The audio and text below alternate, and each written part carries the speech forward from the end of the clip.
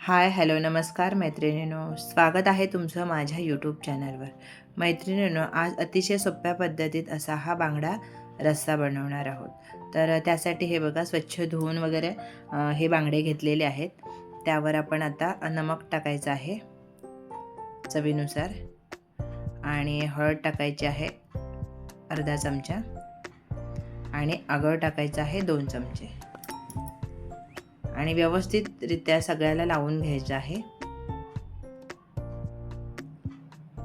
हे बघा अशा पद्धतीने चोळून लावून घेतलेलं आहे आता हे। आणि ह्याला आता 1-2 तास तरी व्यवस्थित मुरून द्यायचं आहे।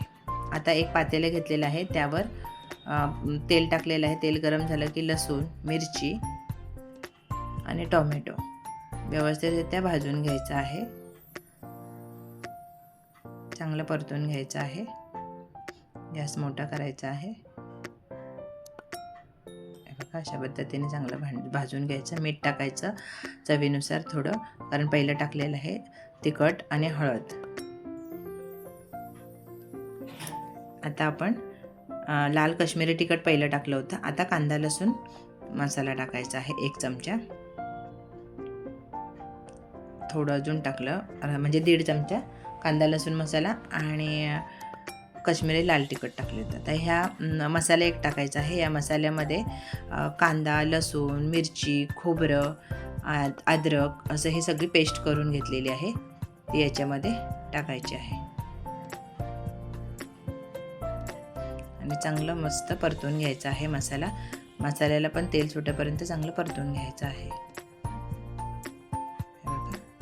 मैत्रिणींनो, जर माझे व्हिडिओ आवडत असतील तर लाईक करा, शेअर करा, चॅनलवर नवीन असाल तर चॅनलला सबस्क्राईब करा।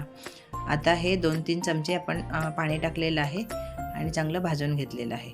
त्यावर आता हे जे आपण हळद मीठ लावून बांगडा ठेवलेला होता तो टाकायचा आहे आणि पाणी टाकायचं आहे आणि व्यवस्थितरित्या हलवून घ्यायचं आहे। अजून शिजण्यासाठी पाणी टाकायचं आहे। हे बघा पाणी टाकायचं आहे। आपल्याला जितकं हवं तितकं पाणी आपण टाकून द्यायचं आहे ह्याच्यामध्ये।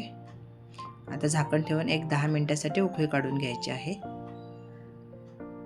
हे बघा 10 मिनिटांनी झाकण काढायचं आहे। व्यवस्थितरित्या उकळी आलेली आहे आणि अजून 5-10 मिनिटं तसंच मीडियम गॅसवर ठेवून द्यायचं आहे शिजायला। आता हे बघा जवळपास सगळं शिजलेलं आहे।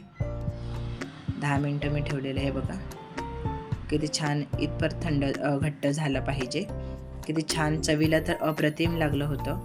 मैत्रिणींनो, वेळात वेळ काढून माझे व्हिडिओ पाहिल्याबद्दल मनापासून धन्यवाद। चला तर मग उद्या भेटू आपण दुपारी ठीक 3 वाजता। तोवर धन्यवाद।